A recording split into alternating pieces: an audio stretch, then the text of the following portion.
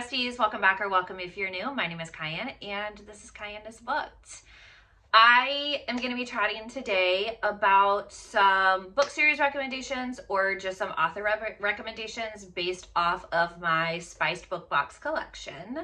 So as you may or may not know, I'm currently a rep for Spiced Book Box. They did just open up their rep search. So if it's between December 13th and December 19th, 2024, I think it's the 19th, 2024, then please feel free to enter. They're a wonderful company to rep for, and I'll drop my rep code in the description box below, because they do have some stuff up on their site that you can purchase right now and you'll get 10% off your purchase.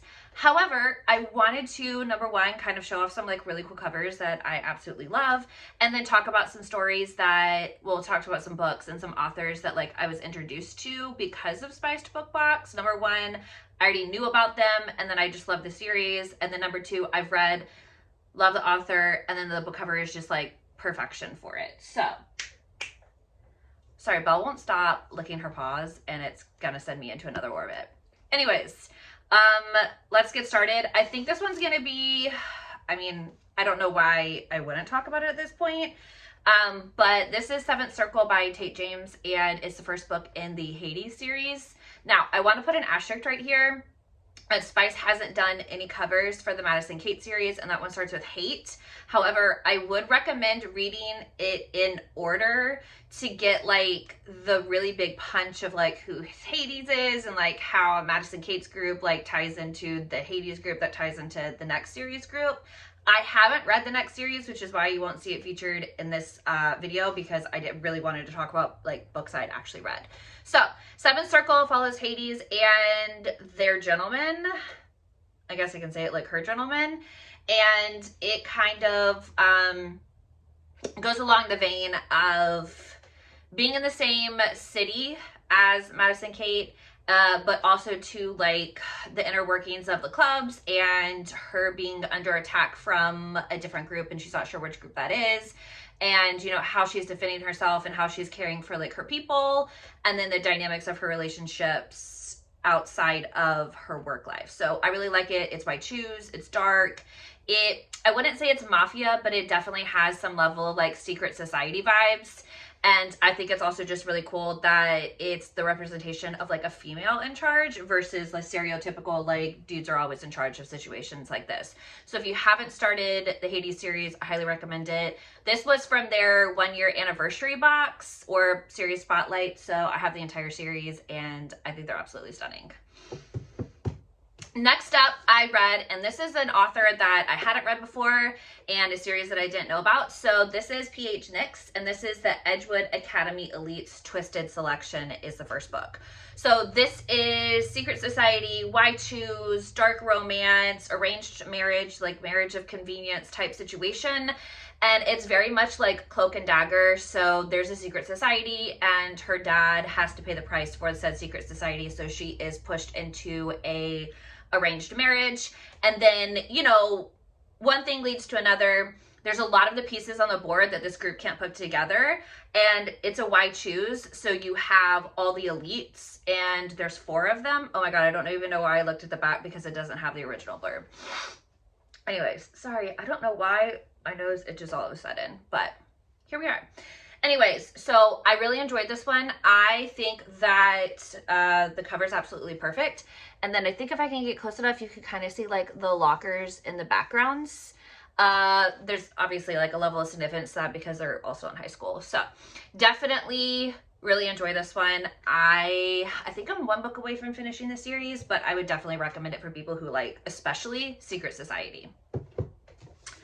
All right, next up I have How to Lose at Love by Sarah Ney. I'm a huge Sarah Ney fan. I've read, and it was years ago, but I read Jock Road and all of those books.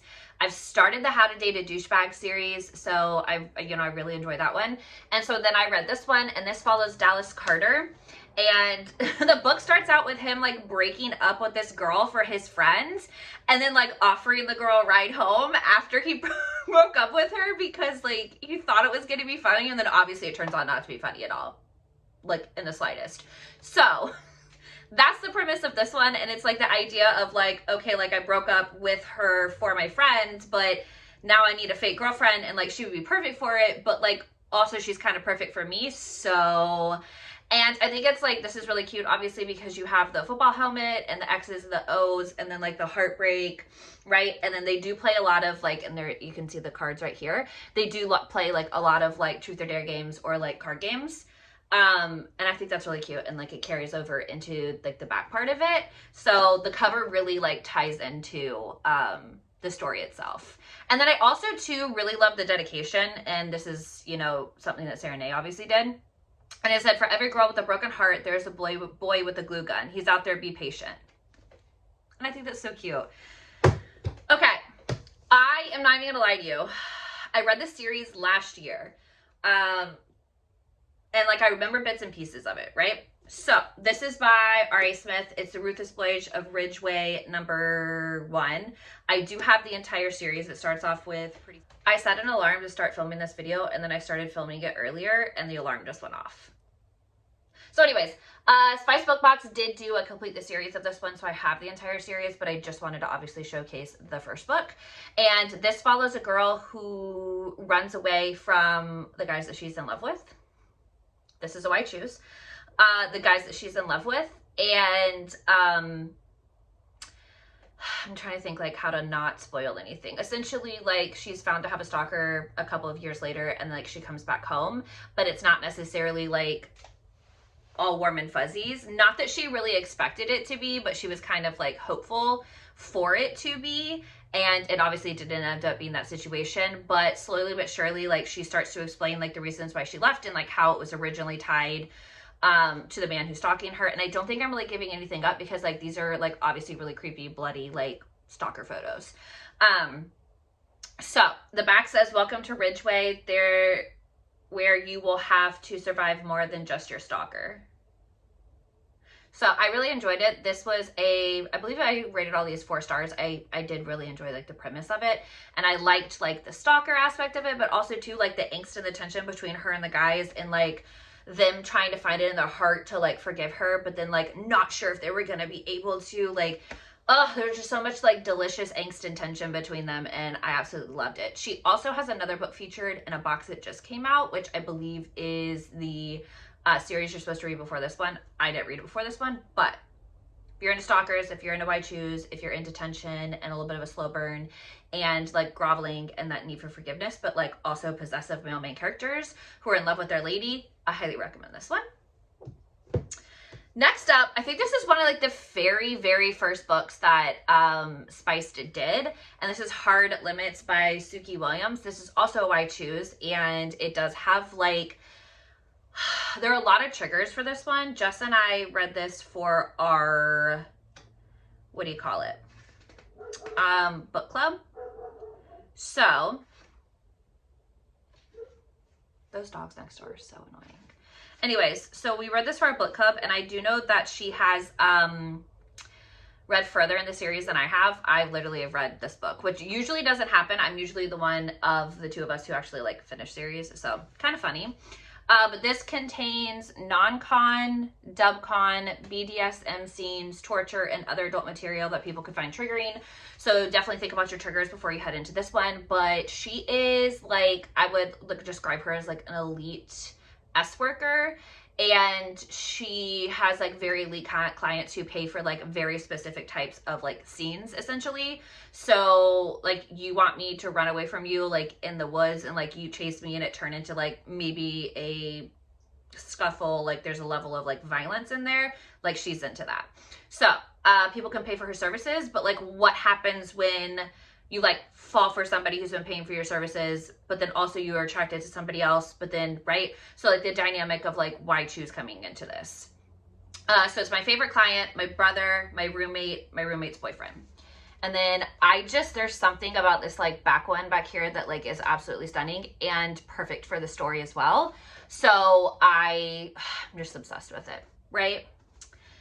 And okay, so then the next two should come at absolutely no surprise, because I am a big Heather Long fan. So if you've been around for like any length of time, like you already know that. So one of the very first series that they ever completed was the, oh my gosh, the Blue Ivy Prep series. And it starts off with Problem Child. And being like the fangirl that I am, like I have the hardback editions. I just had to say that out loud because I'm so excited about them. But, you know, I will always say that like my biggest thing about Spiced is like the details and how everything is very specific to that book. And, you know, Casey in this one, she does have a stalker, and it's somebody like we find resolution like at the end of the series. But, you know, she does get these random pictures in her text messages, and like each of these pictures are specific to different messages that like she's received.